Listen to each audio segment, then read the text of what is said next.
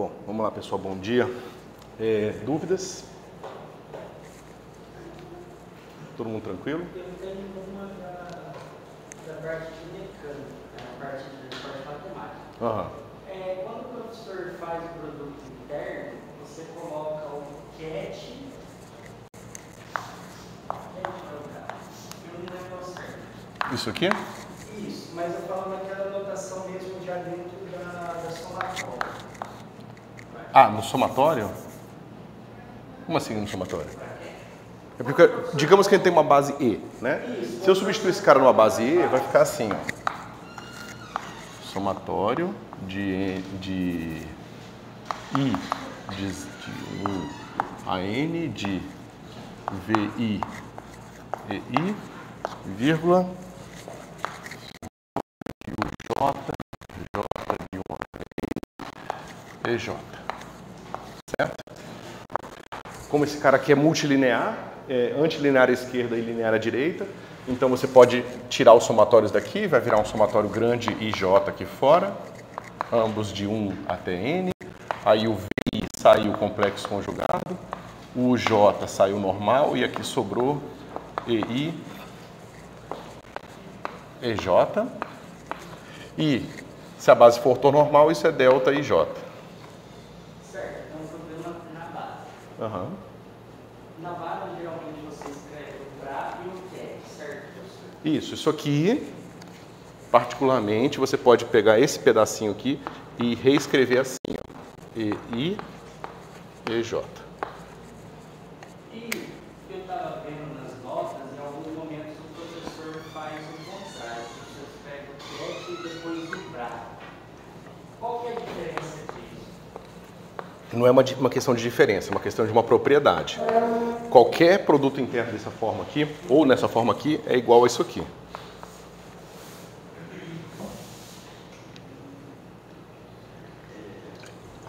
Quando a gente definiu o produto interno, a gente escolheu essa como uma das propriedades para se impor a priori. A gente bota a linearidade à direita e essa simetria conjugada aqui. Isso aí foi uma definição. Se a gente definisse de outra forma, a física que a gente está vendo seria de outra forma. É só conveniente. Não, na verdade, o que isso faz é porque aqui, claro, só que isso vai fazer sentido se o seu corpo for complexo, né? E se você calcular produtos internos que têm essa propriedade, você vai perceber que nesse produto interno, né, se você pegar o produto interno assim, de V com U, normalmente isso aqui é um número real, se V e U forem vetores, né? Esse tipo de produto interno aqui ele é um pouco diferente. Se você fizer V e U com componentes complexas e calcular isso aqui vai parecer que você tem um produto interno entre as partes reais e as partes imaginárias, e depois você tem tipo um produto antissimétrico entre a parte real e a parte imaginária. Então, na verdade, quando você escreve um espaço de Hilbert com esse tipo de produto interno, esse produto interno ele guarda, é como se você estivesse condensando nele duas informações. Porque como o produto interno ele é complexo, então aqui é como se tivesse um negócio bidimensional. Você tem a parte real do resultado e a parte imaginária do resultado. Então, tá vendo? É como se o produto interno condensasse duas informações. A primeira informação do produto interno é aquela que vocês estão acostumados, é ângulos e módulos. Essa segunda informação aqui está associada a uma coisa que a gente vai ver, que é a estrutura simplética da mecânica clássica, que é o que a gente vai ver nessa aula, inclusive. Então, de certa forma, o produto interno complexo, ele guarda duas informações. Isso vai ser muito importante, por que duas, né? Parece uma coisa muito especial, mas vocês vão entender por que tem que ter duas informações. Mas você pode brincar com isso aqui, tem muita gente que brinca. Se você mudar um pouco essa estrutura, qual é o efeito na física? Ou a que aspecto do modelo físico essa parte da estrutura matemática está associada? São perguntas boas, né? Resolveu a dúvida? Posso apagar?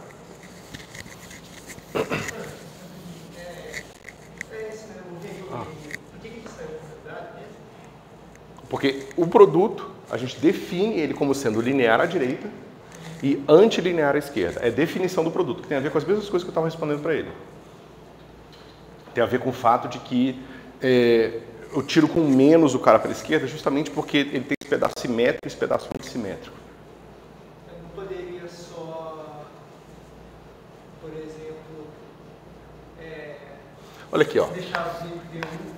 V1, U1 mais V2, U2. Imagina que isso aqui tem uma parte real e imaginária cada um. Eu vou escrever assim, com R embaixo e com I embaixo. Como é que vai ficar esse cara aqui? Vai ficar assim, ó. V1, U1, parte real, mais V2, U2, parte real. Tá certo? A parte imaginária vai ficar assim, ó. VI, 1, UI, 1, menos aqui, menos VI2, UI2, tá certo? Então esse negócio aqui, ó, ele tem uma cara, porque agora esses caras são números reais, né? Então por mais que tenha esse menos aqui, eu tenho como se fosse um produto interno normal e outro produto interno normal, tá certo? Só que agora eu tenho um pedaço que vai ser assim, ó, mais V1,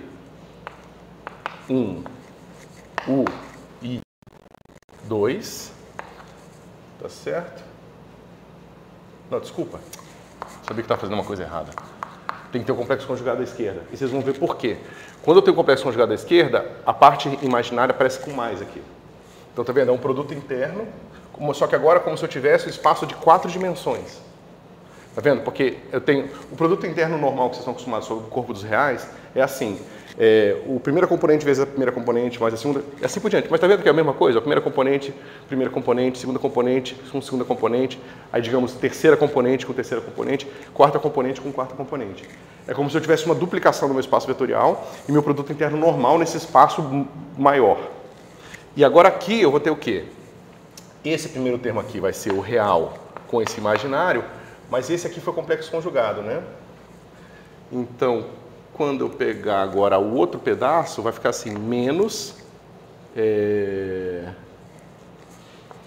V1I UR. Tá certo? Mais I. Tá vendo que eu tenho tipo um produto vetorial aqui? Primeira componente com segunda componente, né? Não, tá errado isso aqui. Isso aqui é 1. E aqui eu vou ter a mesma coisa. Tá vendo? Eu tenho essa componente com essa componente, menos essa componente com essa componente. Se eu enumerasse essa de 1, 2, 3 e 4, seria a 1 com a 3. Menos a 3 com a 1. Tá vendo? E aqui seria a mesma coisa, né? Eu tenho esse cara aqui, aí fica V2 real, U2 imaginário, menos... Então, tá vendo? Eu tenho um produto vetorial e um produto interno misturados aqui. Mas foi essencial ter colocado o complexo conjugado aqui. Tá certo? Esse produto vetorial, que ele tem a ver com a estrutura simplética que eu estava falando para vocês. E eu vou mostrar por quê. Essa aula é parte dessa aula, a discussão dela. Inclusive, foi até coincidência vocês terem trazido essa dúvida, porque a aula vai discutir bastante isso. Tá certo? Então, esse produto interno, é só fazer produto interno sobre o corpo dos complexos e bota o complexo conjugado à esquerda. Mas, na verdade, aquilo ali está empacotando um monte de maluquice, um monte de informação, um monte de modelagem física que a gente, às vezes, não percebe. Às vezes, não, geralmente não percebe. Tá certo? Ficou mais claro? Então, sim, é uma imposição, tá? A antilinearidade à esquerda é uma imposição que a gente usa como axioma básico para construir o espaço vetorial. Agora, por que a gente faz isso e quais consequências físicas, a gente vai discutir um pouco. Tem que saber.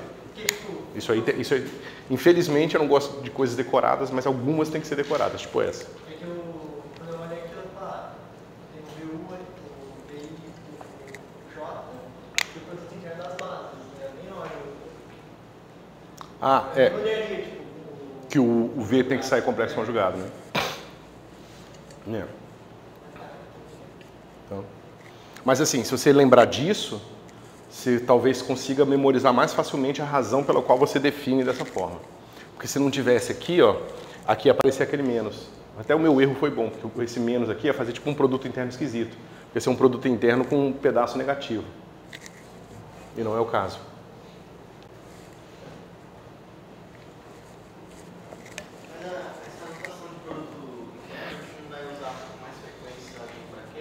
Sim, mas é a mesma coisa, né?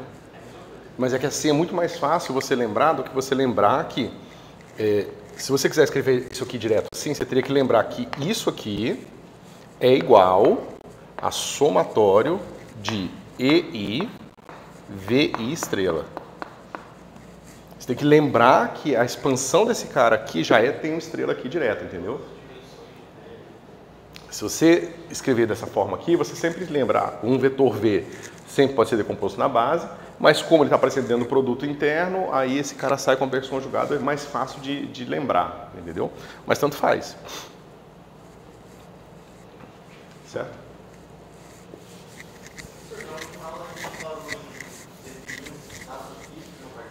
Isso. A gente estava discutindo, né? Porque sempre quando eu penso no Bra, eu penso no operador, e quando eu penso no cache, eu penso no vetor. E aí quando você faz o produto... Um funcional linear eu chamaria, em vez de chamar de operador. Porque o operador, geralmente a gente usa essa nomenclatura para uma coisa, pega um vetor e dá outro vetor em troca. Enquanto o funcional linear, em geral não, sempre é o nome que se dá para aquilo que pega um vetor e te dá um número. Então, o Bra é algo que pega um vetor e te dá um número. Um operador U maiúsculo, ele pega um vetor e te dá outro vetor. Tá, e quando eu faço produto interno, que eu uso a notação de braquete, você está substituindo um funcional linear com um vetor, mas mesmo assim... Eu estou aplicando o funcional linear no vetor e obtendo um elemento do corpo, então, que é o complexo aqui. Então, eu não posso falar que o produto interno é uma operação entre dois vetores, é um funcional linear e um vetor.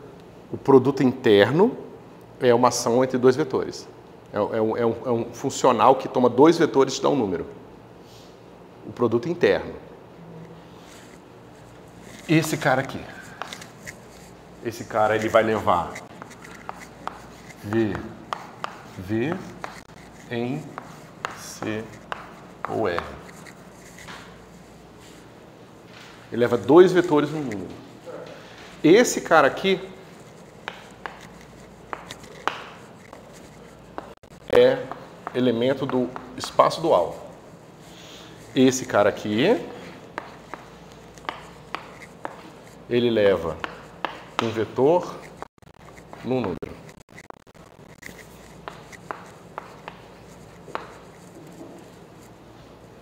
E isso aqui, nos casos em que você tem uma associação de 1 para 1, a gente geralmente chama esse cara assim de V. Só que eu já mostrei para vocês casos de funcionais lineares que não podem ser escritos assim.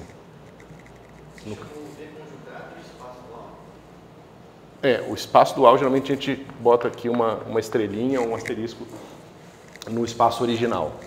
Porque o espaço que vira o espaço de Hilbert, seria o espaço dual ou o espaço de Hilbert? Exatamente. Por ter números complexos no espaço de Hilbert, precisa. Não, eu acho que a notação não tem razão para ser complexo não, cara. Porque você pode fazer geralmente você usa a mesma notação com complexo conjugado do espaço, mesmo quando o seu espaço é sobre o corpo dos reais. Mesmo em assim, geometria diferencial que não tem nada complexo, geralmente, você coloca o asterisco também. Tá? Eu tenho mais uma dúvida. Eu lembrei agora que eu estava fazendo os exercícios do 8, que é de alto valor e alto vetor. E lá eu vi que quando você faz as multiplicações de matriz, o determinante do você ter o alto vetor, você multiplica substitui lá o ômega, calcula, e no final você faz você normaliza esse vetor. Uhum. É porque, se você pegar aqui, ó, A igual a, né?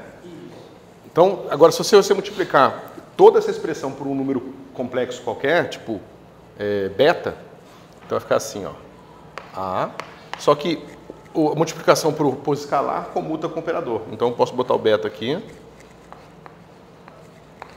né? E eu posso botar o beta aqui, porque multiplicação de A por beta é igual a beta por A, tanto faz. Ou seja, se A é autovetor, beta A também é autovetor. Então, autovetores são determinados a menos de uma constante. E aí, essa constante você pode fixá-la, primeiro, normalizando. Só que quando você normaliza, você vê que você vai estar você vai impor algo sobre o módulo de beta. Então, geralmente, você normaliza e faz uma escolha arbitrária de fase. Se escolher É porque quando você normalizar isso aqui, você vai descobrir o seguinte, ó. Digamos que eu vou normalizar esse setor aqui, tá? Então vai ficar assim, A, beta estrela, beta A, eu quero que seja igual a 1, tá certo? Então você vai dizer o seguinte, módulo quadrado de beta, eu posso escolher como sendo isso aqui, ó, A. Tá certo? Aí eu tiro raiz dos dois lados e eu vou descobrir que o módulo de beta é igual a 1 sobre raiz de A. Certo? A gente sabe que isso aqui é um número real, diferente de zero, então posso tirar a raiz tranquilamente. Só que isso me determinou o módulo de beta. Beta pode ser qualquer coisa assim, exponencial de θ, onde esse θ é um ângulo constante qualquer, sobre raiz de A. Então, você vê que você tem o seu autovetor indeterminado a menos de um θ, que é uma fase. O mais frequente é se escolher θ igual a 0, ou o θ igual a π, para isso aqui dá menos 1, ou às vezes π sobre 2 para dar i. Depende da aplicação, depende da convenção, mas geralmente são convenções gerais que todo mundo usa, justamente para ninguém se confundir. Então, ou você tem às vezes um guia, uma técnica qualquer para escolher essa fase.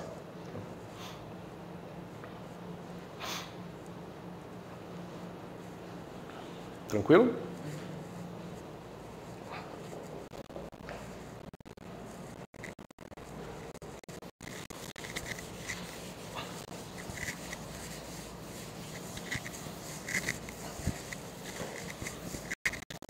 Mas você vê, isso aí são coisas que você só vai pensar se você realmente tentar resolver e você vir que você, depois que encontrou os autovetores, sobrou uma das componentes, né? Geralmente você encontra aquela equação para o autovetor, aí você descobre que você escreve várias componentes em termos de uma só, mas no fim sobra uma constante arbitrária.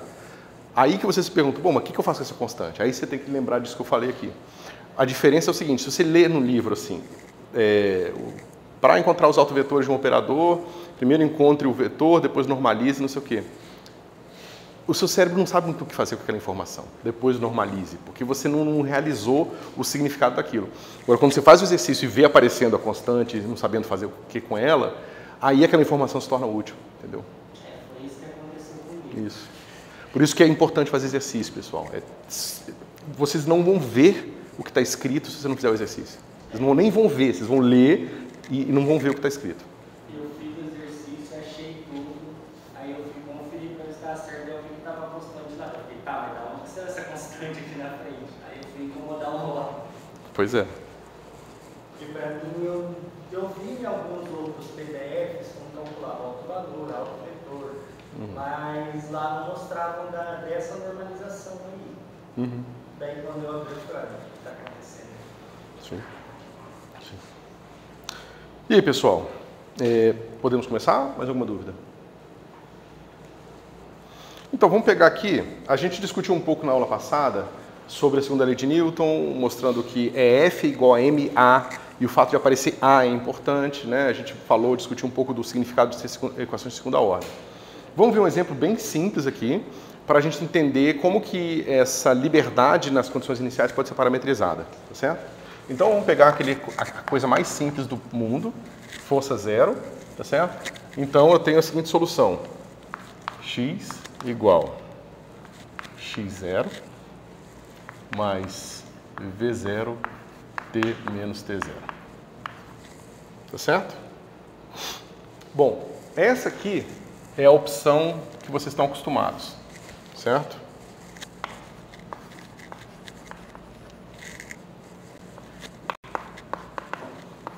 Então, tá vendo que eu estou parametrizando as minhas soluções todas com dois números.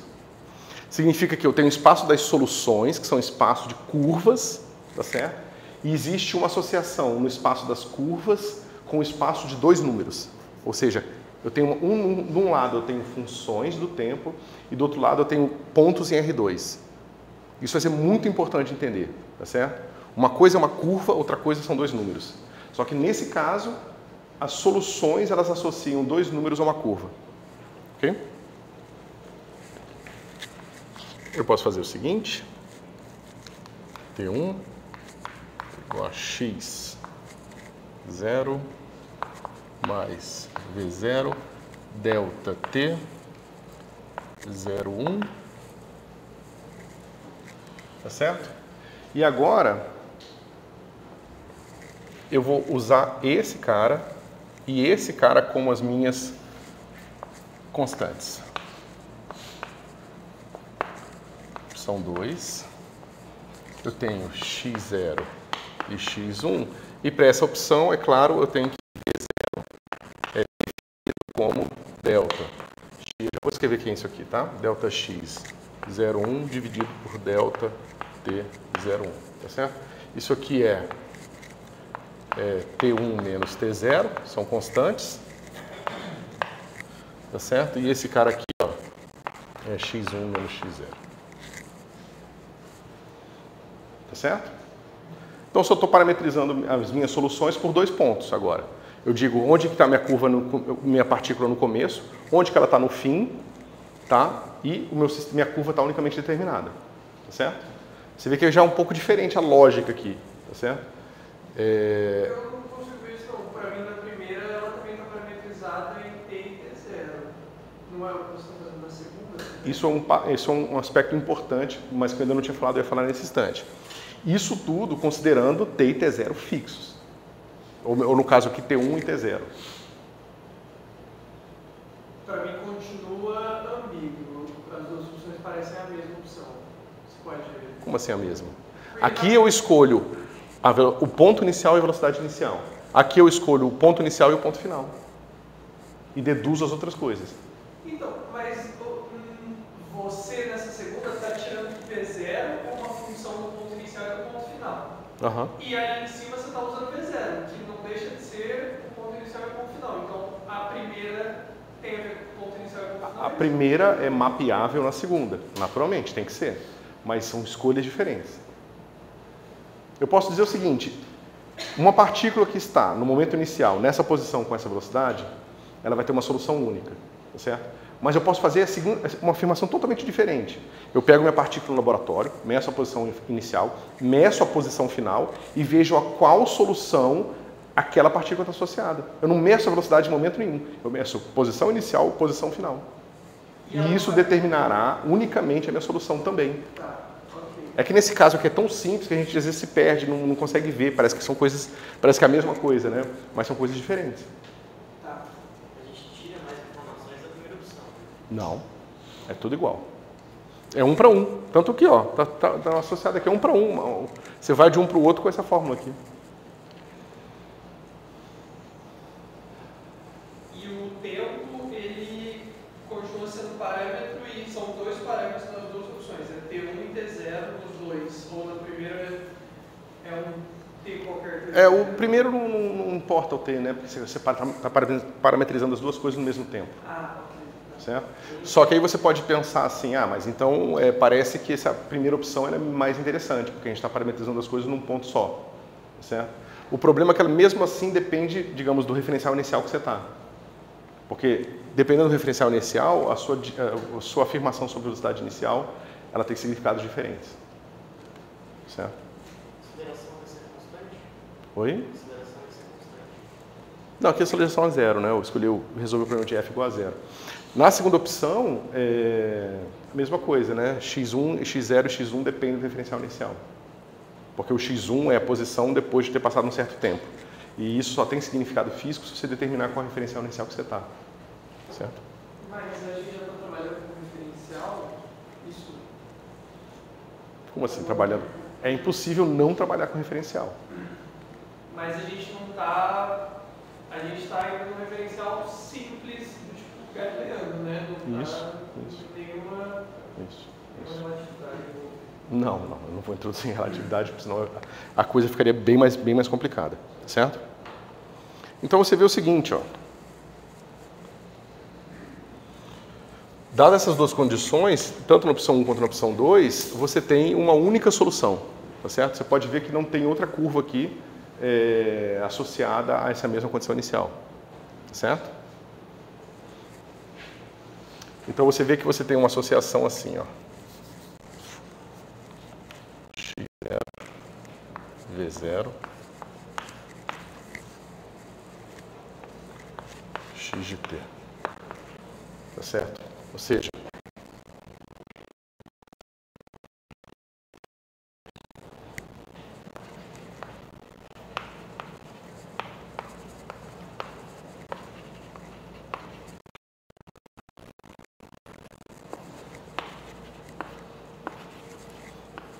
certo? Ou seja, você pode mapear as soluções em R2. Ok? Na última aula você tinha falado que a gente precisava, para descobrir a força, precisava ter as condições iniciais, elas sendo um x e um v. Mas então eu posso ter vários x's, e isso também é uma condição inicial válida, porque o meu v vem de consequência. Uhum. Por incrível que pareça, você pode resolver a equação de Newton sem dizer que é a velocidade inicial. As técnicas numéricas são mais chatas, mas não significa que só por causa disso elas sejam piores que as outras, tá? Ou seja, você vai ter que... Geralmente o pessoal faz aqueles overshooting, eu acho que é esse o termo que se usa. Você pega o seu x de t e aí você escolhe, né? Digamos, você pega associado a um certo x0 e x1. Aí você escolhe um x0, chuta um v0, e ver quão distante você ficou de x1. Aí você vai variando o seu v0 até você encontrar quem é o seu x1. Né? Como isso é único, isso é uma técnica, por mais chatinha que seja, para encontrar quem é esse cara aqui. Certo? E quando nós formos ver o formalismo de princípio variacional, a gente vai ver que a gente escolhe de partida x0 e x1. E vai ser extremamente importante ter em mente que a gente escolhe x0 e x1 para um ΔT fixo, ou seja, para uma escolha fixa de T0 e T1. Se você não lembrar disso, você vai ter dificuldade de aplicar o princípio variacional. Quando você fala que a gente resolve sem saber o V0, sem achar V0, você descobre V0. Não, você descobre V0. Esse exemplo que você falou, você chuta o V0, então você inventa um valor para ele, então não é que você não tem... Não, sim, você inventa um valor para ele. Basicamente, você vai fazer o seguinte, imagina que eu pego uma coisa simples. Eu pego o meu x... Ó, x de t1 dado x0, v0, menos o x1 que eu quero que seja o x1 dessa solução, ao quadrado. Tá certo? Agora eu posso minimizar essa função em termos de v0. É claro que eu vou ter que encontrar... A teoria de equações diferenciais ordinárias diz para mim que eu vou encontrar um mínimo igual a zero aqui. Certo? Aí você vai ter que calcular a derivada desse negócio, ela vai ser complicada, né? Você vai calcular a derivada desse cara em relação a V0 e aí você encontra a sua solução. Certo? Isso está parecendo muito louco para mim, mas isso parece ser fantástico. Eu já vi isso em algum lugar e eu não reparei que a condição inicial por pontos era tão útil quanto isso é utilizado em algum lugar. Formalismo lagrangiano hamiltoniano. Tá? E, na verdade, vai ser o ponto fundamental da mecânica quântica. Porque a mecânica quântica, basicamente, ela está fundamentada em estatística. E, estatisticamente, você vai precisar saber como que condições iniciais mapeiam condições finais. Porque você quer saber o seguinte, dada uma configuração inicial do meu sistema, qual é a probabilidade de eu medir ele numa certa configuração final. E a gente pode tentar construir isso classicamente. Mas para construir isso classicamente, eu tenho que saber o que é possível ser dito. Tá certo? E a partir do que é possível ser dito, eu posso saber quais são as possíveis perguntas que eu posso fazer. E você vai ver que é muito mais limitado do que você imagina. Certo? Justamente por causa dessas limitações de condições iniciais e finais. Mas a gente vai chegar lá. Tá certo? Bom. Então vamos brincar um pouco com esse sistema aqui para a gente entender um pouco da estrutura matemática por trás disso. Tá certo? A gente vai torturar essa mecânica clássica de uma dimensão, de uma partícula, até ela dar para a gente um monte de informações novas. Então vamos fazer o seguinte. Em primeira ordem, a gente pode escrever as equações assim, ó. X ponto é igual a V de t. Agora vejam o que eu estou fazendo. Eu estou dizendo que existe uma nova função V de t. Tá certo? e eu tenho que resolver essa equação diferencial para encontrar x. Vocês entendem a diferença?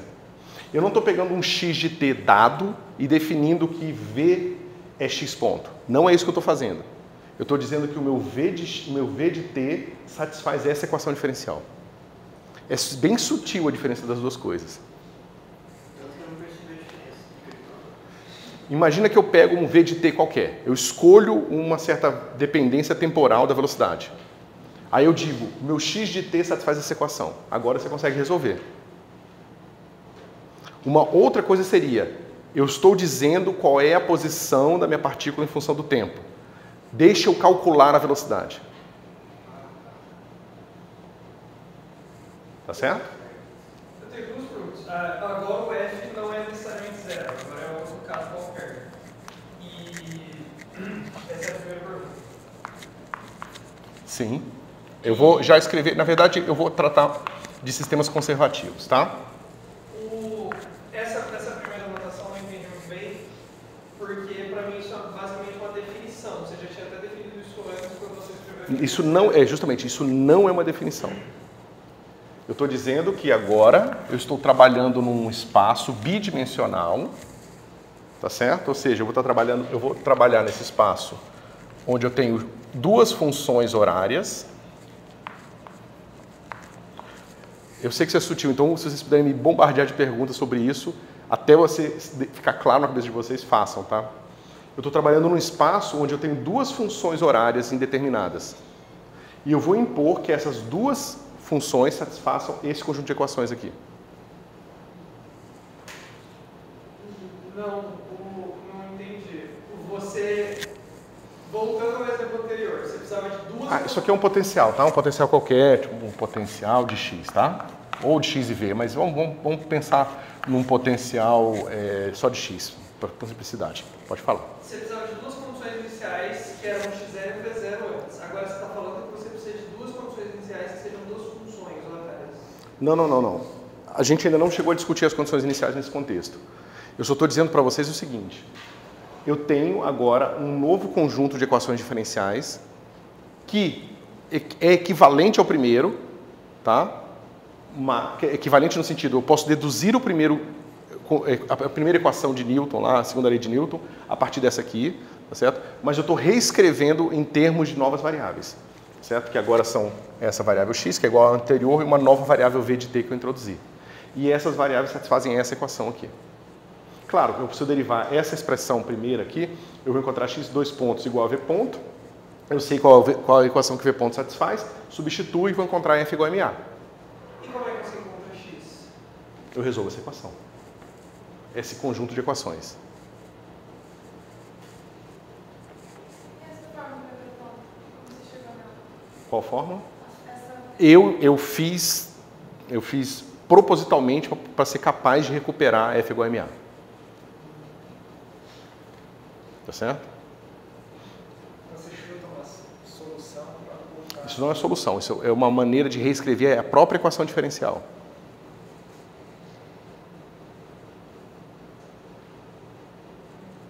Você consegue fazer o caminho ou é muito longo o caminho? Qual caminho? De lá para cá. Para voltar.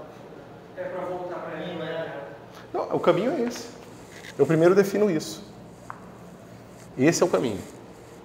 Uma vez que eu defini esse negócio aqui, eu posso usar o que eu sei, que é, eu posso querer calcular o meu v ponto, eu sei que isso aqui vai ser igual a x dois pontos, aí eu substituo esse cara aqui por menos 1 sobre m dx do potencial. Né? E aí eu tiro esse cara daqui.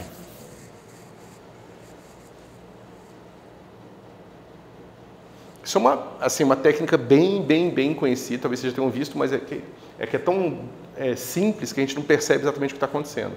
Mas no computador não se resolve equações de segunda ordem, só se resolve equações de primeira ordem.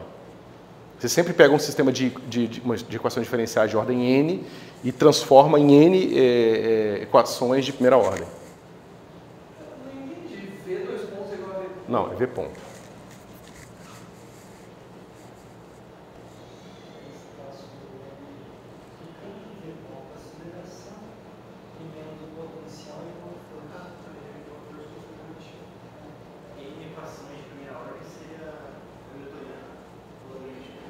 Ambos. Tanto no formalismo lagrangiano quanto no hamiltoniano, e eu vou mostrar isso para vocês explicitamente, a gente pode trabalhar no formalismo de segunda ordem ou de primeira ordem. O formalismo lagrangiano de primeira ordem provavelmente vocês não viram, porque ele é um pouco mais sutil. Você geralmente vê o de segunda ordem.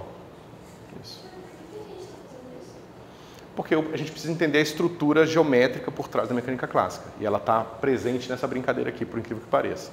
A gente vai extrair disso aqui o formalismo simplético, que é o que a gente vai usar para definir o parente de Poisson, que é o que a gente usa para quantizar teorias. Eu estou tentando fundamentar essa álgebra da mecânica clássica que informa a mecânica quântica em coisas intuitivas. Por isso que a gente está vindo lá no comecinho e olhando a estrutura matemática que está lá dentro. Por que o computador não resolve de segunda ordem? Por quê? Porque assim, na hora de você resolver, você vai expandir em Taylor alguma coisa, certo? Talvez você possa escrever um algoritmo para a segunda ordem direto, mas geralmente se escreve algoritmos para a primeira ordem porque é mais lógico. Porque basicamente é o seguinte, você quer resolver um problema no computador, né? Então você quer resolver esse problema aqui. Você quer x de t e você tem uma equação de segunda ordem, tá certo? O que você vai fazer para resolver essa equação? Você vai falar o seguinte, esse cara aqui vai ser x de t0 mais x ponto de t0 t menos t0. Só que imagina o seguinte, se você tem condições iniciais dadas por x0 e v0, você pode calcular a sua solução num certo ΔT pequeno. Aí você fala, mas aí você está desprezando o termo de aceleração. Beleza, mas eu posso sempre escolher um ΔT pequenininho e ter que isso aqui me dá a solução dentro da precisão da máquina, que é geralmente de 10 a menos 15, tá certo? Com precisão total. Basta escolher um ΔT muito pequeno, tá certo? Mas você vê que aqui, se você faz isso, você está perdendo a informação sobre a aceleração. Então você vai estar sempre preso aqui, num ΔT muito pequeno, entendeu? Vai ser um pouco difícil de você calcular, por exemplo, o erro da evolução da sua curva. Não é impossível. O que você poderia fazer para remediar isso? Você calcula o próximo termo da série. E aí você teria aqui x, 2 pontos, de t0, vezes t menos t0, ao quadrado, sobre 2. Tá certo?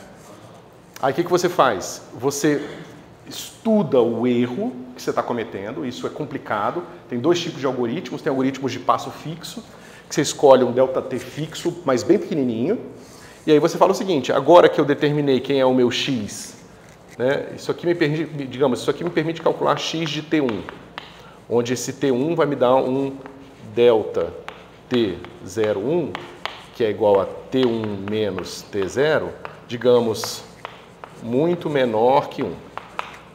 Certo? Aí você fixa agora, usa essa solução aproximada, calcula quem é x de t1 e usa a derivada dessa solução para calcular v de t1. Tá certo? Se o seu delta for bem pequenininho, você calculou esse cara aqui com precisão boa. Então você errou pouco. Digamos que o erro que você fez para calcular esses caras aqui é menor do que a precisão da máquina. Então você está seguro. Agora você vai usar esses caras como condições iniciais, botar nessa equação aqui de novo e descobrir quem é o v de t2 e o x de t2 e o v de t2. Aí você dá mais um passo, depois você dá mais um passo, depois você dá mais um passo. Os algoritmos mais simples são de passo fixo, onde você escolhe um ΔT fixo e fala assim, algoritmo, faça essa interação, sei lá, 100 mil vezes. Esse erro vai se propagar? O erro vai se propagar e vai ser bem complicado. Aí existe um mundo, quando eu digo um mundo, é um mundo de técnicas e métodos e coisas para você controlar, medir, estimar esse erro, saber fazer um passo adaptativo, ou seja, o algoritmo descobre qual é o melhor ΔT a cada passo, ele estima a derivada terceira, faz a aproximação polinomial, existe, o que eu estou falando, é um mundo de coisas. Na verdade, isso aqui é uma das coisas mais importantes que existem, porque tudo que a gente faz em computação está, de certa forma, associado a esse tipo de solução. Inclusive equações diferenciais parciais. Então você vai pegar o pessoal que resolve tipo equação de Einstein no computador, de certa forma, em algumas técnicas você reescreve as equações de Einstein em termos de um monte de equação de primeira ordem ordinária. Certo? Esse erro se propaga de que forma? Aí depende. Aí tem algoritmos que te garantem estabilidade, tem algoritmos que não garantem estabilidade. Existem tipos de equações que eles chamam de duras, que são mais difíceis de resolver do que as outras. Esses erros não estão acoplados na biblioteca que você está usando? Sim. Aí você tem que saber, às vezes, qual é a classe de algoritmo que você vai usar, dependendo do tipo de erro que você espera ter. É quase uma arte o negócio. Não tem assim, o computador resolve o problema. Não resolve, não. Existem certos problemas que são tão mal comportados, que mesmo na biblioteca, estado da arte, ele não resolve sem erros que se acumulem muito rápido. Então você é obrigado a fazer coisas diferentes. Por isso, quando o pessoal fala que a inteligência artificial vai dominar o mundo, eu falei, cara, a gente não tem algoritmos sólidos nem para resolver um problema desse, que é muito importante, mas a gente não tem uma classe geral de soluções para esse tipo de problema. Tem que ser estudado caso a caso, tem várias situações onde as pessoas achavam que estavam obtendo uma solução, mas na verdade era um erro numérico que elas não estavam vendo, que estava lá. Então, assim, a coisa complica muito, tá certo? Mas é importante porque você vê que parece uma coisa assim, mais de aplicação prática, mas na verdade tem muita coisa de fundamento da física que está por trás disso, que está associada a esses próprios problemas, certo? Você tem hipersensibilidade das condições iniciais também. Digamos o seguinte, eu escolhi essa condição inicial, né, x0, v0. Aí eu saí daqui e cheguei aqui, tá certo? Agora eu escolhi o mesmo x0 e o meu v0, eu modifiquei um 1 na 40ª casa depois da vírgula. Aí você imagina que sair daqui eu vou chegar aqui numa coisa quase tão próxima, né? Só que existem sistemas que são os caóticos, que eu mexo na 40ª casa da condição inicial e minha solução vem para cá.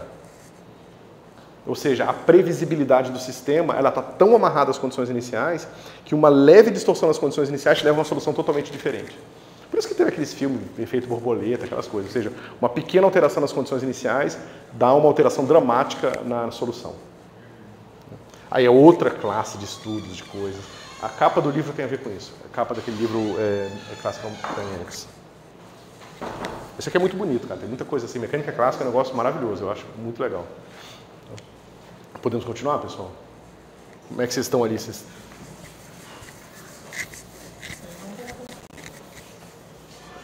Mas, assim, você tem alguma coisa que eu posso perguntar? Não? Tá.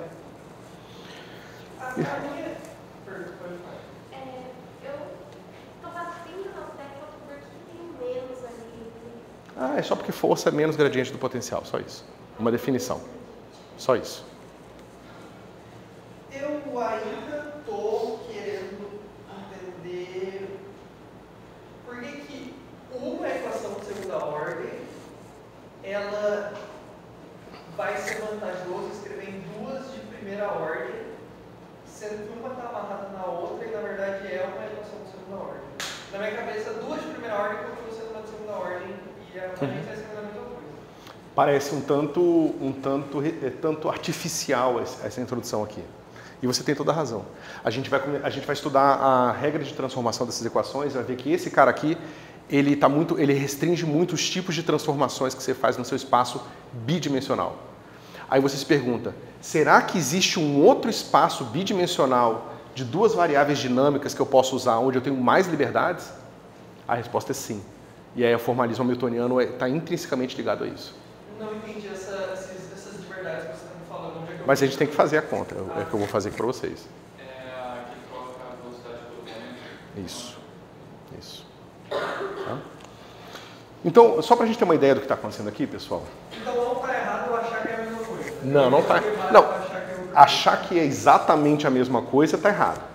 Não ver a razão pela qual a gente está fazendo uma coisa como essa é natural. Parece artificial, parece que não tem muita razão de ser. Parece muito arbitrário. Exatamente. Certo? Então, veja, pessoal, esse tipo de equação aqui, você pode ver em geral como é que ela se comporta. Né? Imagina que você tem uma seguinte situação. Digamos que você tem aqui uma equação diferencial para x de t, ponto, e y de t, ponto. Aqui eu vou ter uma certa função f, x, que vai ser uma função de xt e yt. E aqui eu tenho uma outra que é assim, fy de y de x t, y, t. Tá certo? Vamos dar um exemplo, por exemplo. Tá vendo que isso aqui tá vendo que essa função é uma função qualquer x e t, x e y. E aqui é uma função fy, que é uma função qualquer de x e y também. Tá? Isso aqui seria uma versão mais geral desta aqui. Mas se você comparar as duas, é que eu não quis botar v para não confundir, mas vamos botar v aqui mesmo. Mas o F ali já está confundido. Esse F aí não é F. Não é a força, né? Então eu vou chamar de g para não confundir. Tá? E aqui eu vou botar v e eu vou botar x e v. Tá certo? Então, se eu faço a escolha particular de g de x e v como v e g de y de x e v como menos x, o que eu obtenho? É bem simples, né? Porque isso aqui poderia ser uma função qualquer linear ou não linear de x e v. No caso, eu dei uma função linear simples, tá? Aqui é a mesma coisa, poderia ser uma função não linear de x e v, assim como o potencial, por exemplo, é potencial 1 sobre r, é um negócio não linear na distância, certo? Aqui eu fiz uma coisa bem simples. Se eu substituo isso aqui, ó, eu vou obter o seguinte: x ponto é igual a v e v ponto igual a menos x. Quais são as soluções que eu tenho para isso aqui? Que é uma coisa que você calcula a derivada da outra, mas quando você calcula a derivada da outra, dá menos a coisa. Senos e cossenos. Então, x vai ser igual a x0 cosseno de t. Aqui as unidades estão todas...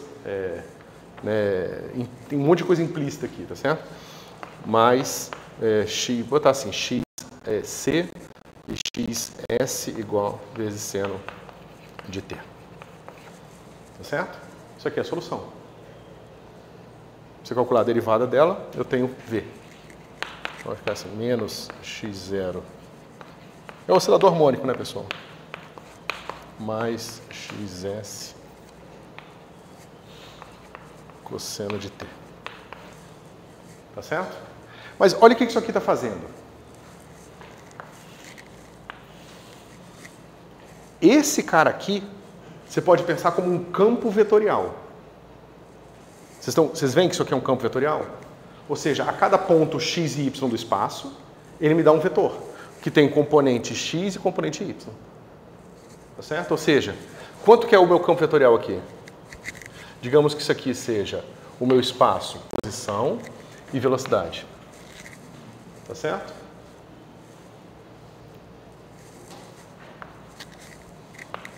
O que acontece aqui? Ó? Vamos pegar um ponto... Ó, no ponto x e v, digamos que eu estou aqui no ponto x0 e v0. Qual é a componente na direção v para a componente na direção x desse campo vetorial? É v. Tá certo? E aqui é o quê? É menos x, é para cá. Então, meu campo vetorial aponta para cá. Tá certo? Se eu calcular ele aqui, é x que eu estou, só que a componente v é 0, mas a componente y é menos x. Então, aqui está para cá. Então, ó, aqui ele estava para cá, aqui ele está para baixo. E se eu calcular ele aqui? Para onde que é a ponta? Aqui o meu x é 0. Nesse ponto do espaço, o meu g vai ser... Ele só tem componente v, que é negativa, então ele aponta para cá.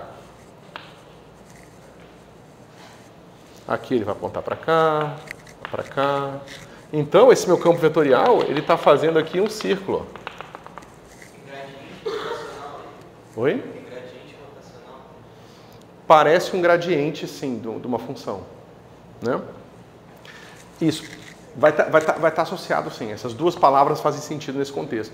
Mas então é o seguinte, eu tenho um campo vetorial e a solução da minha equação está encontrando uma curva cuja tangente coincide com o campo vetorial. Que é exatamente o que está escrito aqui. X de t, v de t é uma curva no espaço da posição e da velocidade, cuja tangente, é a tangente, tá? É a tangente da velocidade é a tangente da posição. Certo? Coincide com esse campo vetorial aqui. Mas como V é a própria velocidade de x, esse é um campo vetorial que sempre vai ter essa componente desse jeito. Eu não posso escolher um campo vetorial que aqui é x elevado a 8. Isso não faz sentido. Porque senão V deixa de ser x ponto. E ele também só teria números positivos. Não, isso é uma bagunça. Certo? Mas vocês estão vendo que o meu sistema dinâmico aqui, ele pode ser pensado como um campo vetorial, onde a curva, as curvas físicas são aquelas cujas suas tangentes coincidem com o campo vetorial em todos os pontos. Porque se você calcular esse campo vetorial para um círculo mais com um raio menor, você vai encontrar a mesma coisa aqui. Eu não vou fazer o último para não fazer... Tá? Então você vai ter o seu círculo, vou ter mais uns extras aqui, ó. Pronto. Tá? Então você vê que você tem o campo vetorial definido no seu espaço inteiro. Então ele vai definir todos esses círculos aqui. Né? Então, se você encontra as curvas cujas tangentes coincidem com o campo vetorial, você encontrará então as curvas físicas associadas a esse sistema aqui. Certo?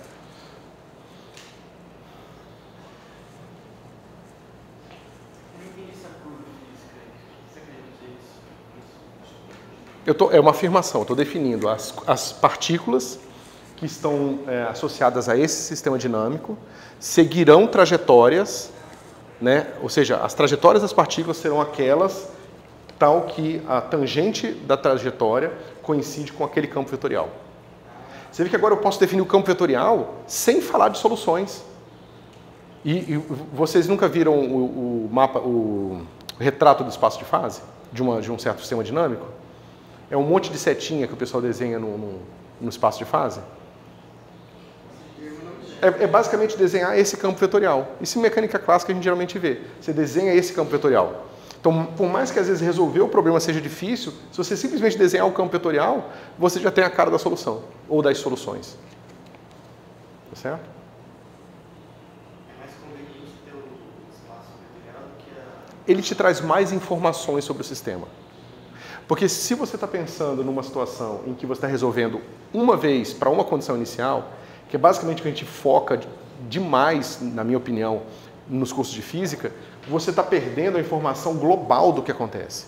E normalmente você está interessado na informação global. Você não quer saber sobre que essa partícula fez um círculo. Geralmente você quer saber se essa fez um círculo, se essa aqui também vai fazer, qual a distância que elas ficam de uma da outra quando o tempo passa e assim por diante. Você quer saber mais coisas sobre o sistema. E quando você está falando de estatística, você quer saber como todas elas estão se movendo. Porque você quer saber qual é a probabilidade do futuro baseado no que estava na probabilidade definida no passado. E para isso você precisa saber o seguinte: a probabilidade do que vai acontecer no futuro depende do como era no passado, mais a dinâmica possível. Tá certo? Então, se o negócio chegou aqui, qual a probabilidade de ele estar aqui? A probabilidade de ele estar aqui é a probabilidade dele ter estado aqui antes. Mas para poder fazer perguntas em geral aqui, eu preciso poder fazer perguntas em geral aqui. E preciso ser capaz de conectar os pontos do passado com o futuro.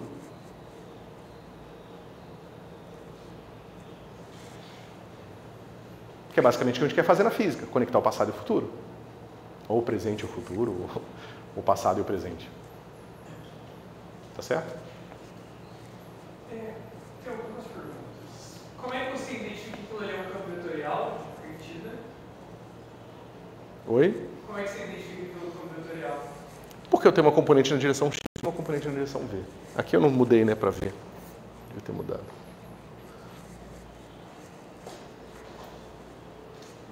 Porque, né, para quem está fazendo física matemática, aquilo ali é justamente a derivada da curva, né?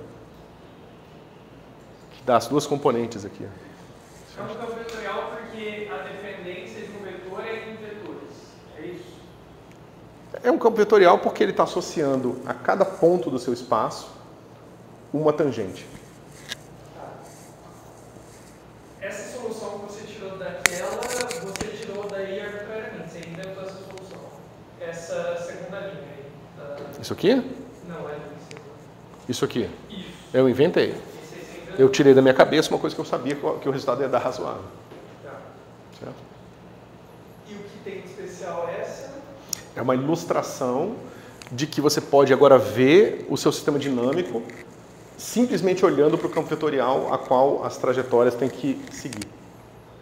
O qual as trajetórias têm que seguir.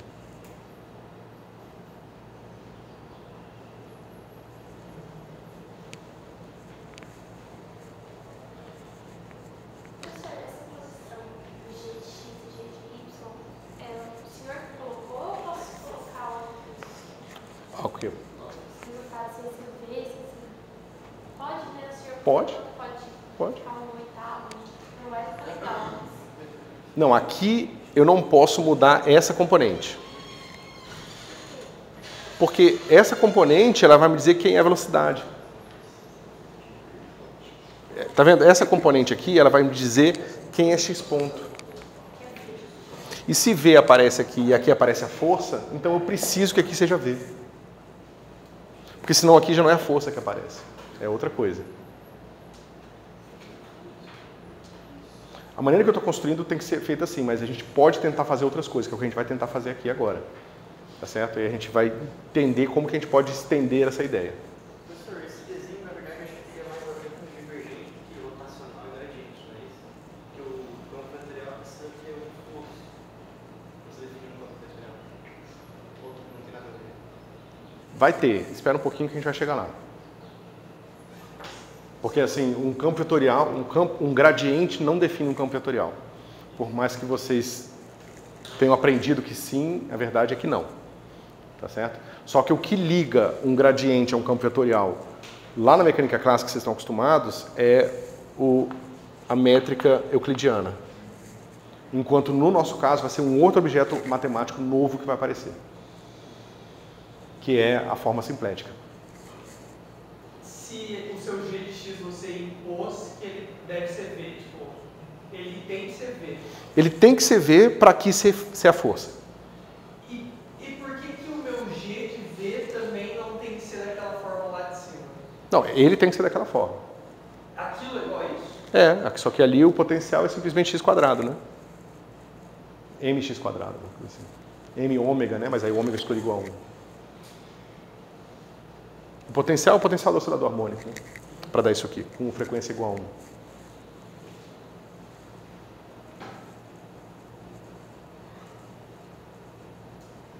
Beleza? Bom.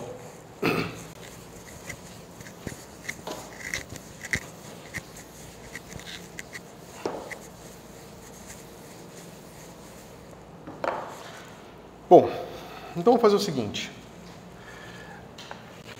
Vamos tentar aumentar nossa liberdade aqui. Nós estamos aqui presos a essa estrutura em que aqui aparece um campo vetorial, um g de x e um g de v aqui, mas o g de x está fixo, g de x e v está fixo em sempre ser igual a v. Vamos ver se a gente consegue aumentar nossa liberdade. Vamos introduzir uma função, que eu vou chamar p, né? Uma variável p, desculpa, que vai estar associado a v assim. Eu tenho uma certa f inversível de v que me dá o p. É basicamente uma função que dá um v e dá um p. Só isso. Tá certo? De forma que ela é inversível, ou seja, v é igual a fp de p. Tá certo? Eu só estou introduzindo uma nova variável. Nada demais. Agora eu vou calcular quem é p ponto. P ponto vai ser dfp menos 1 dv, v ponto, tá certo? Só que eu tenho a equação para v ponto, ou seja, isso aqui vai ficar menos 1 sobre m dfp menos 1 dv d potencial dx.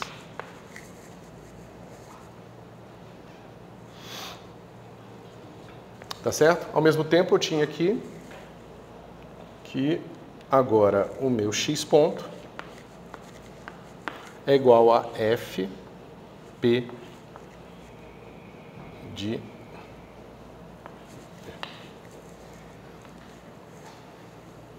Tá certo? Então, eu tentei introduzir uma variável nova justamente para poder me livrar dessa fixação aqui, dessa imposição de que o que aparece no lado direito aqui da minha variável x tem que ser v.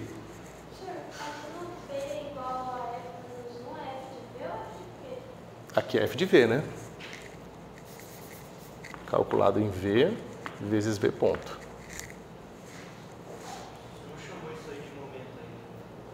Não, não precisa chamar por enquanto. A gente vai chamar na hora que ele vir como momento.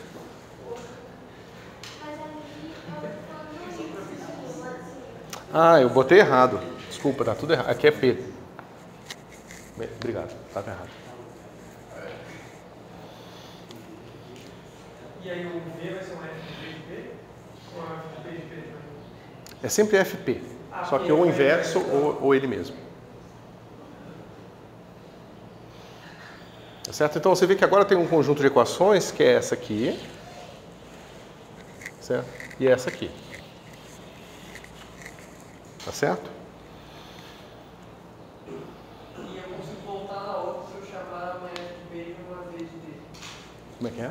Se eu chamar o meu F de P de P e um V de D, eu volto naquilo que... Isso, que é justamente o que a gente vai escrever agora. Ou seja, você pode fazer o seguinte, FP de FP menos 1 de V é igual a V. Certo? Agora, se eu derivar dos dois lados F em relação a V, dá quanto? D, F, P, D. Agora, quem é o argumento desse cara aqui? É o P. Então, fica DP. D, F, P menos 1 dV é igual a 1.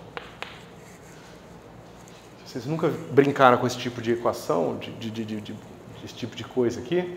Façam, porque vocês vão precisar muito disso em termodinâmica e mecânica estatística. Professor, perdão, eu não entendi a sua notação. Ali o seu P, essa F menos 1 é um F menos 1. O P aqui é só um rótulo, tá? Isso aqui é só um rótulo. Mas é vezes esse P? Não, é calculada no V. A calculada em V. Isso. Então eu não entendi a derivada do P ponto.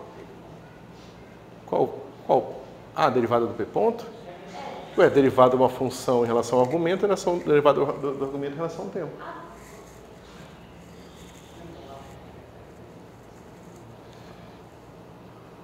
Ô, professor. Por que dá 1? Quanto é que é a derivada de V em relação a V? Ah.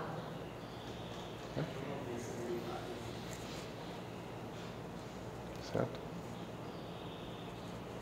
Bom, então, isso aqui diz pra gente que df dv é igual a 1 sobre dfp dfp dp. Só que quem é essa expressão aqui? É o que está, é derivada do lado direito que está aparecendo aqui, tá certo? Agora vamos fazer o seguinte, para a gente simplificar a nossa vida, a gente vê que aqui o nosso P ele está associado a um gradiente, a tipo uma derivada do potencial em relação a x, tá certo? Eu posso dizer que também existe uma nova função P maiúsculo que eu posso escrever assim, ó. T dt dp igual a fp de P.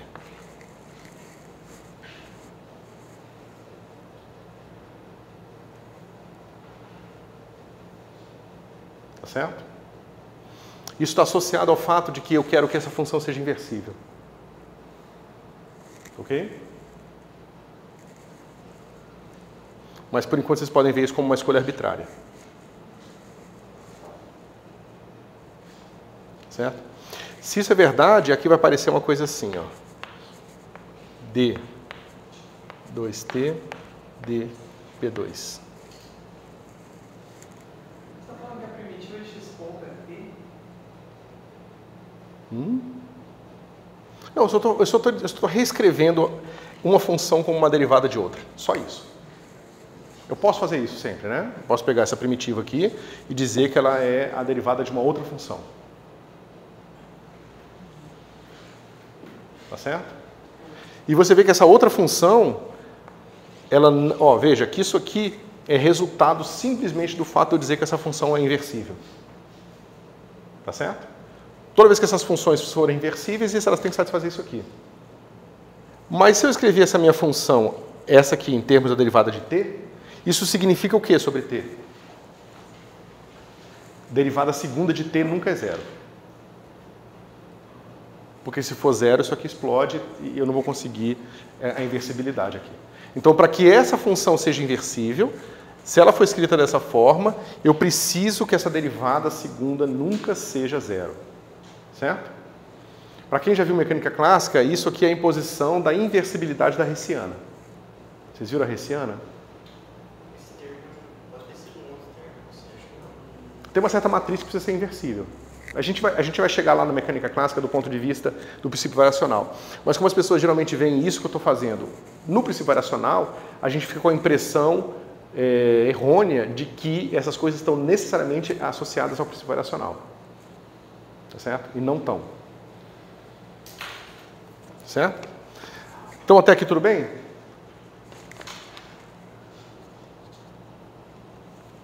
Certo?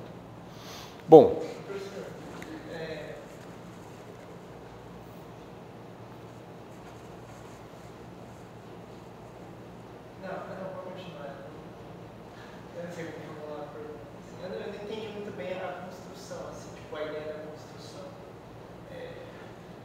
Vamos fazer uma recapitulação então aqui.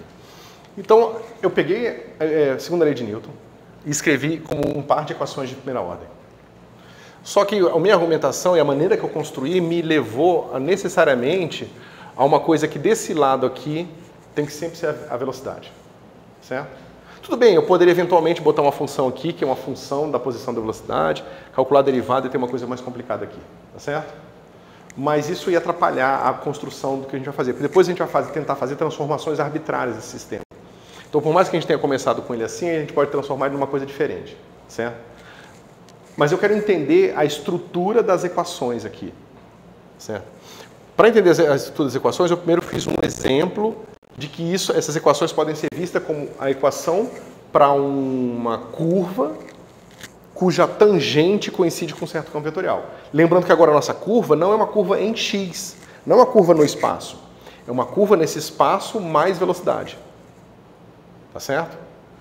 Então eu posso ver isso aqui e esse campo vetorial aqui, esse cara aqui pode ser visto como um campo vetorial. Aí foi a segunda coisa que eu fiz. Agora eu falei o seguinte, vamos tentar brincar com essa estrutura aqui e liberar ela para que ela não precise ser necessariamente associada sempre a uma velocidade aqui. Vamos tentar fazer isso uma coisa arbitrária aqui. Para isso, eu preciso do quê? Eu preciso reescrever a minha velocidade em termos de uma nova variável qualquer. Aí eu propus isso. Minha velocidade escrita em termos de uma nova variável qualquer. Eu poderia ter feito aqui essa função P, função de x e v. Ou função de P e v. Desculpa, de P e x. Tá certo? Mas isso só ia deixar a conta mais longa e ia deixar algumas coisas mais obscuras. Tá certo? Mas veja, a única coisa que eu quero fazer aqui é aumentar a minha liberdade na hora de escrever meu campo vetorial. Eu quero pegar esse espaço e quero entender ele, quero entender a estrutura matemática por trás dele. Tá certo? Então, para isso, eu introduzi essa função arbitrária aqui com essa nova variável P. Tá certo? Aí eu simplesmente recalculei as equações de movimento. Calculei a derivada de P, que vai estar associada à derivada de V, que está aqui. E agora calculei a derivada de X, que vai estar associado a P. Por essa expressão aqui. Tá certo? Agora, eu dou um passo também um pouco arbitrário, que é basicamente dizer o seguinte, bom, essa função aqui, a função de P, ela pode ser escrita como uma derivada de uma outra função. Tá certo? Se ela for diferenciável, se tiver todas as características mínimas ali de bom comportamento, eu posso escrever ela como uma derivada de T. Essa é uma função. É uma função T que a gente ainda não tem significado. Tá certo? E aí, se isso for verdade, basicamente a gente sabe que essa inversibilidade da função vai estar associada ao fato de que T é sempre né, com a concavidade para cima ou para baixo. Tá certo? Eu não sei se eu entendi muito bem as dependências disso tudo. O meu V sendo escrito como uma função de P, esse P ele pode ser... Qualquer coisa, por enquanto. Pode depender até de X ou de V, de X ponto. A primeira vez que eu fiz a conta, eu botei dependendo de qualquer coisa, só que estava ficando muito longo. Aí depois eu fiz só dependendo de meu P, só dependendo de V. Mas dá para fazer dependendo de X também. Mas essas contas aqui, ó, vão ficar bem mais complicadas, tá? Tá, então o que você está fazendo aí é que P depende de V. Isso. Mas com a informação extra de que você pode brincar na sua casa, botando dependência em X, a conta fica mais longa, mas funciona também. Tá?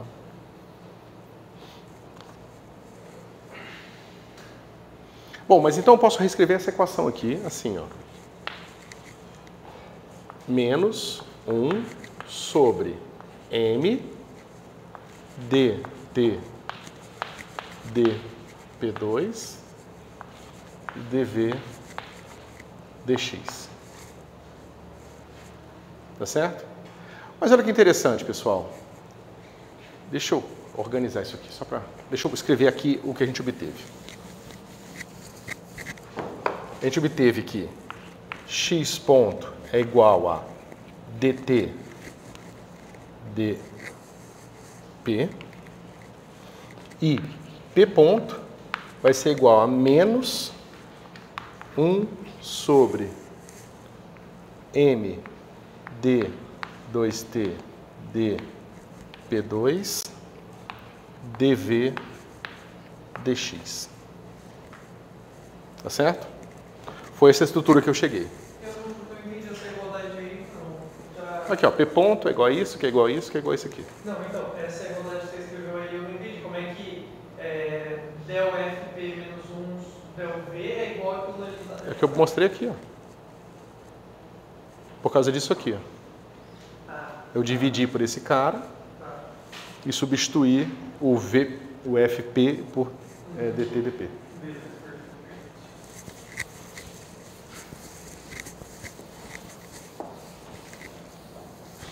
Bom, o passo não trivial aqui é o seguinte. Eu vou fazer a seguinte escolha. Tá vendo que esse cara aqui parece um gradiente? Ou seja, aqui eu tenho dt, dp, mas aqui eu tenho dv, dx, mas eu tenho esse termo esquisito aqui. Tá certo? Por simplicidade, então, eu vou escolher m d2t dp2 igual a 1. Isso garante que esse negócio nunca é zero, porque eu estou dizendo que é igual a 1, então a inversibilidade está garantida. E, naturalmente, a gente vai ter uma coisa aqui, ó, que eu posso escrever t como sendo p ao quadrado sobre 2m. É uma coisa que está com concavidade para cima, é bem comportada do jeito que eu queria. Tá certo? E agora, eu tenho o quê? X ponto. O campo vetorial que aparece aqui é assim, ó, dt dp e p ponto é igual a menos dv dx. Tá certo? Mas, bom, esse cara só depende da posição, esse cara só depende do momento, ou da velocidade, se preferir. Então, eu posso definir uma nova função, que eu vou chamar de h, que vai ser t mais v, tá certo? Em que agora eu tenho x ponto igual a dh dp e p ponto é igual a menos dh dx. Tá certo? Então, do ponto de vista de um campo vetorial, esse negócio aqui é meio esquisito, né? Porque você vê que a componente na direção x é a derivada em relação a p. E a componente na direção p é a derivada em relação a x com um sinal de menos na frente.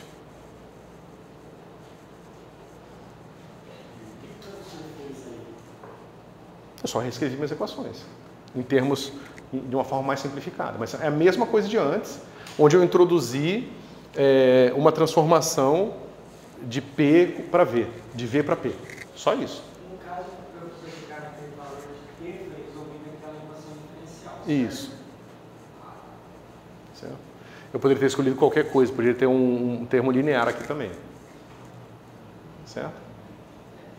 Mais uma constante também. Você pode fazer, não tem problema nenhum. Certo? Mas o ponto é o seguinte. Eu estou querendo chegar numa estrutura, tá, de equações e depois fazer transformações nessa estrutura. Então, por mais que eu tenha feito escolhas arbitrárias agora, a gente tem a esperança de que depois a gente possa fazer uma transformação arbitrária e ir para qualquer outra escolha que a gente poderia ter feito a priori. Certo?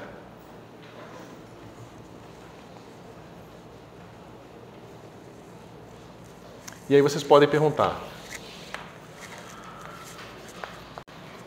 qual é a vantagem? Ou seja, o que a gente ganha em fazer essa brincadeira toda? Certo? Vamos lá.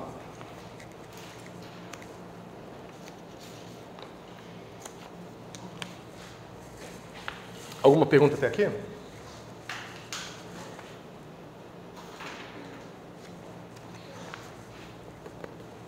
Bom, então vamos fazer o seguinte, vamos pegar o nosso sistema original e vamos fazer uma transformação geral de coordenadas no espaço x e v. Tá certo? Ou seja, eu tenho um espaço x e v e eu vou escolher um outro sistema de coordenadas bidimensional para descrever os meus pontos em x e v. Assim como eu posso fazer para o espaço x e y usando polares, ou XYZ esféricas, ou parabólicas cilíndricas, o que quer que seja, tá certo? Então vamos lá. Então eu vou dizer que o meu x vai ser igual a uma certa função de nova coordenada x' e nova coordenada v', tá certo? E o meu v é uma nova função fv das coordenadas novas, x' e v'. Tá? O que acontece agora? Deixa eu apagar para cá, senão vai ficar confuso.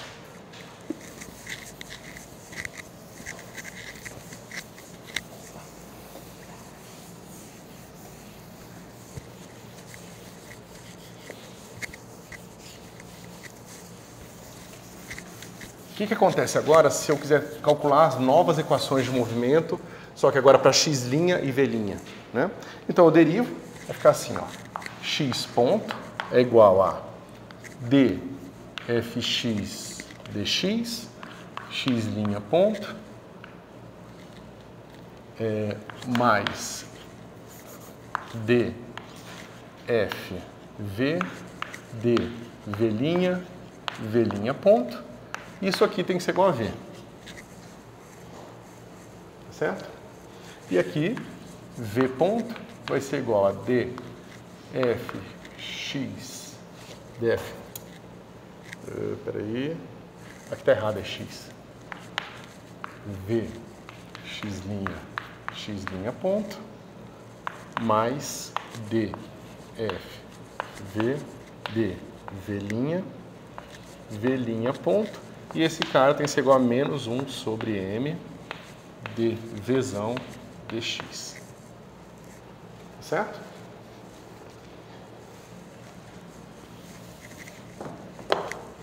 Bom, isso pode ser reescrito assim, ó. dfx dx', dfx dv', dfv dx', dfv dv', aplicado a x' ponto e v' ponto é igual a v e menos 1 sobre m dv del x. Tá certo?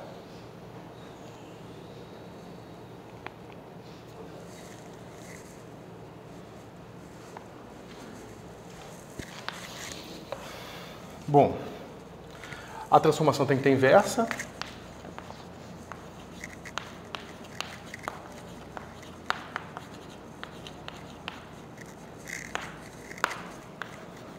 Tá? Se vocês se lembrarem, quem está fazendo física matemática, isso basicamente é a transição entre cartas. A transição entre cartas tem que existir. Tá tá certo? É uma nova carta para descrever o mesmo sistema, tá certo? O que garante que nesse processo inverso você não perder informação? Se a inversa for da forma que a gente define lá em geometria diferencial, ou seja, se a inversa for contínua, diferenciável,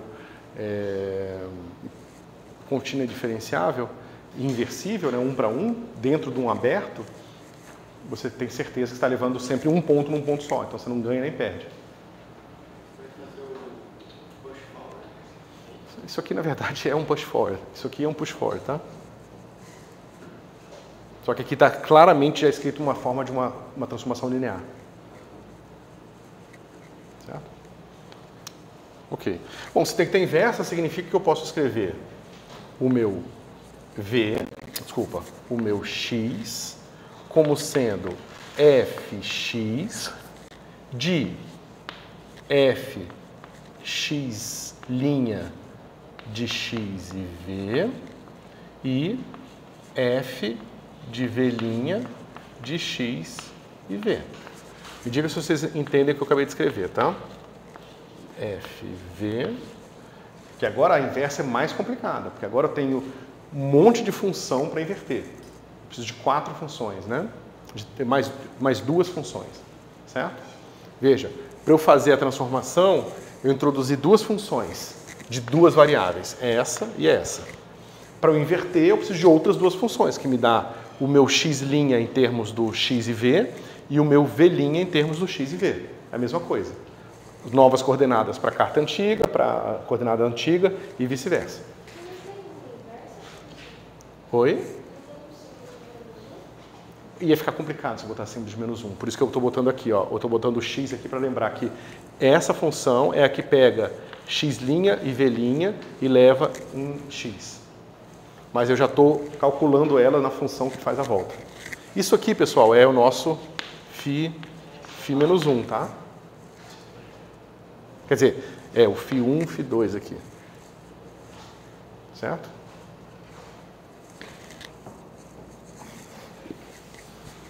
E aqui é a mesma coisa. Aqui entra a nossa f de x' de x e v. E aqui entra a f de v' de x e v.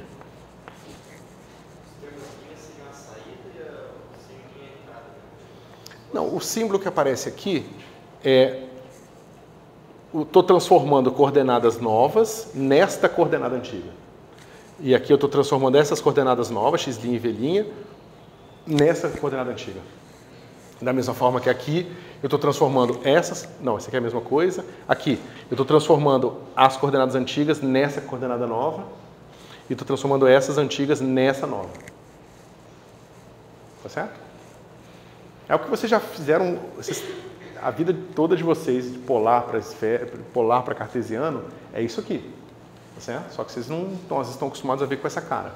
Mas vocês já fizeram isso muitas vezes. Tá?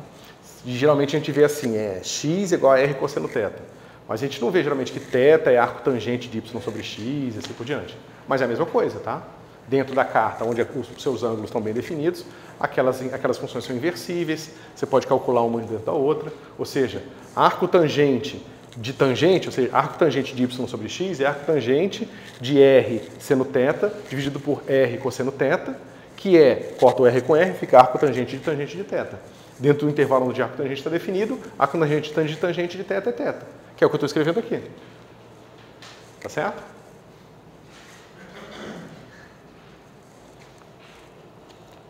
Tá? Bom, mas veja, o lado esquerdo só depende de x, não depende de v. Tá? Então o que a gente pode fazer?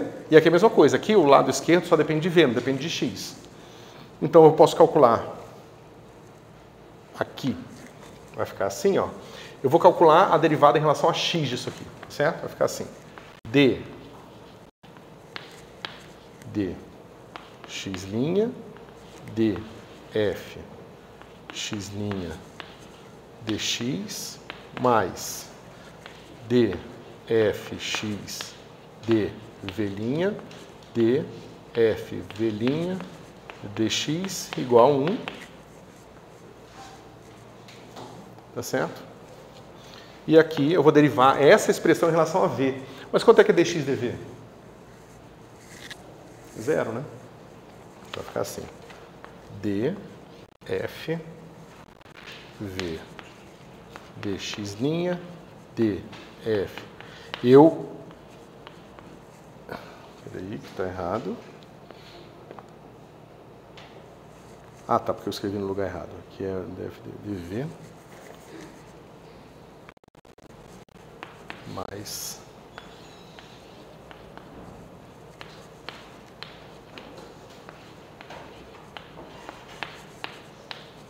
igual a 0. Certo? Ou seja, derivei essa primeira expressão, primeiro em relação a x e depois em relação a v. Pode falar.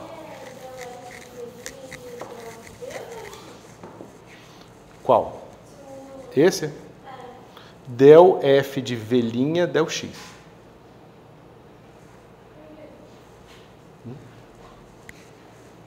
Porque é a derivada desse termo aqui em relação a x.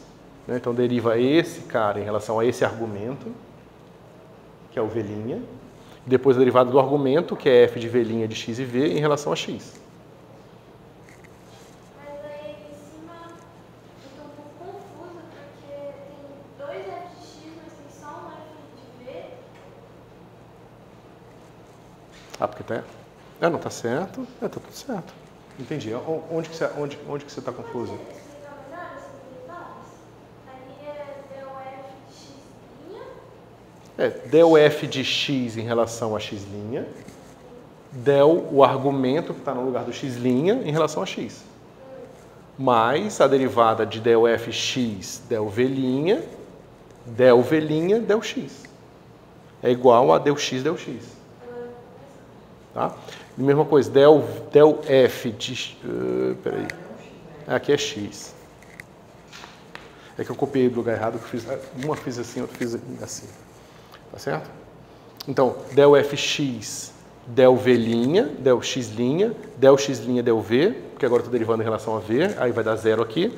Mesma coisa, del x', del v', del v', del v. Del f', del f de v', del v. Certo? E o outro cara fica assim. Del f v del x', del f de x' del v, mais del f v del v', del f de v' del v, igual a 1, tá certo? E finalmente, del f v del x', del f de x' del x, mais del f v del v', del f de v' del x igual a 0. Aí você se pergunta, poxa, mas que bagunça, né? O que está acontecendo? Está dizendo o seguinte para a gente.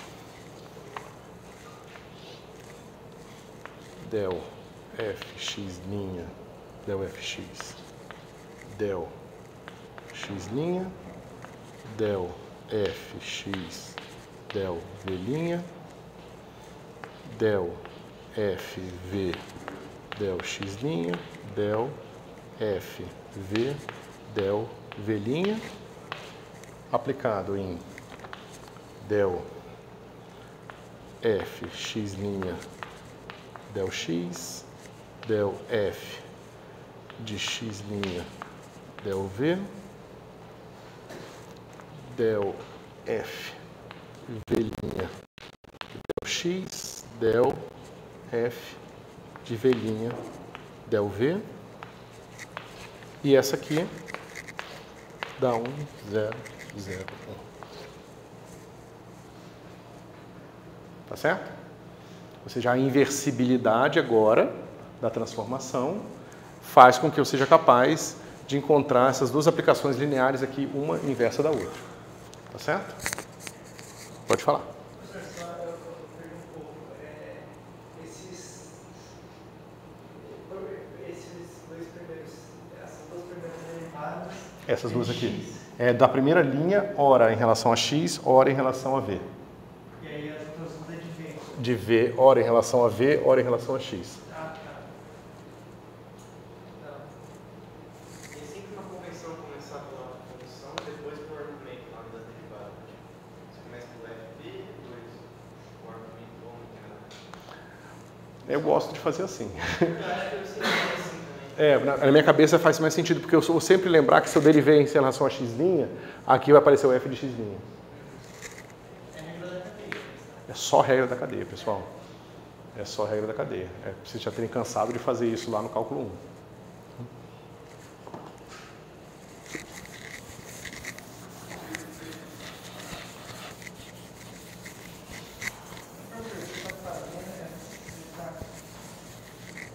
Estou calculando a transformação geral de coordenadas para eu sair de um problema que eu estava em x e v para um x' v' qualquer. Ah, tá. Não, acho que isso era para transformar de x não tem nada a ver então de transformar de x em p e... Não. Eu estou tentando mostrar para vocês o que acontece com a estrutura das equações quando eu transformo elas na representação original de x e v.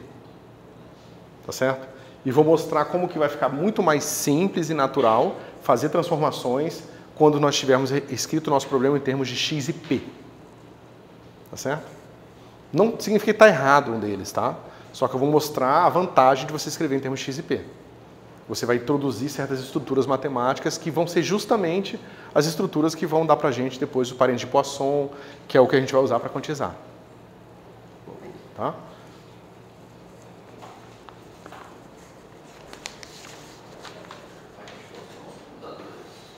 Tudo, as duas coisas. Professor, a última derivada del F é um del V ou V'? É del V só, né? Aqui é del V só. Tem um excluído do X, aí parece que era uma...